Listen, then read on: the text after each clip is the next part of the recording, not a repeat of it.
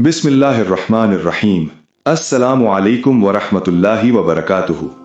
मेरे प्यारे मुसलमान भाइयों और बहनों, आज हम दुनिया की रंगीनियों में इतने खो चुके हैं कि हमने अल्लाह के हुकूक और बंदों के हुकूक को पसे पुश डाल दिया है। हम मस्जिद तो जाते हैं, सजदे भी करते हैं, लेकिन क्या कभी हमने सोचा है कि हमारी नमाजें अल्लाह की बारगाह में कबूल भी हो रही हैं या नहीं? आज का दौर गफलत का दौर है। हम अपनी अना और जिद में आकर वो रिश्ते तोड़ रहे हैं जिन्हें जोड़ने का हुक्म अल्लाह ने दिया था। याद रखें, अल्लाह की रजा मखलूक की नाराजगी में छुपी है। जरा गौर करें, कहीं आप तो उन बदकिस्मत लोगों में शामिल नहीं? रसूल अल्लाह सल्लल्लाहु अलैहि वसल्लम ने खबरदार किया है कि 3 किस्म के लोग ऐसे हैं जिनकी नमाज कबूल नहीं होती। पहली निशानी, वो इमाम जो लोगों की इमामत कराए हालांकि लोग उसे नापसंद करते हों, यानी ओहदे की हवस में हकदार को पीछे धकेलना।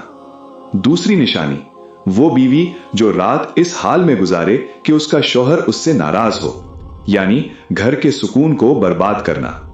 तीसरी निशानी, वो 2 मुसलमान जो आपस में कता ताल्लुकी किए हुए हों और बोलचाल बंद कर रखी हो, यानी अपनी अना की खातिर रिश्तेदारी तोड़ना।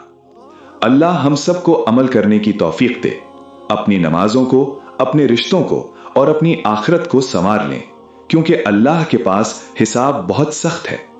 अल्लाह पाक हमें सिराते मुस्तकीम पर चलने की तौफीक अता फरमाए। आमीन।